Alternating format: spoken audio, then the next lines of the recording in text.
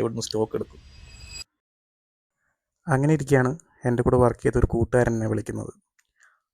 കാര്യം പറഞ്ഞപ്പം അവൻ എനിക്കൊരു ഹോൾസെയിൽ ഡീലറെ തപ്പി കണ്ടുപിടിച്ച് തന്നു. അത്യാവശ്യം നല്ല സ്റ്റോക്കെല്ലാം പുള്ളിൻ്റെ കയ്യിലുണ്ട്. പക്ഷേ എന്താ വെച്ചാൽ ബൾക്കായിട്ട് എടുക്കണം.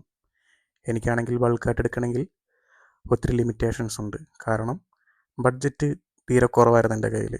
അങ്ങനെ പുള്ളി പറഞ്ഞു, ആൻഡ്രോയിഡ് മാത്രം എടുക്കാൻ വേണ്ടി നിൽക്കുകയാണെന്നുണ്ടെങ്കിൽ ഒത്തിരി മോഡൽസ് എടുക്കേണ്ടി വരും, അത് നിനക്ക് ബുദ്ധിമുട്ടായിരിക്കും. അതുകൊണ്ട് ഐഫോൺസ് മാത്രം ഇപ്പോൾ ഫോക്കസ് ചെയ്യാൻ പറഞ്ഞു.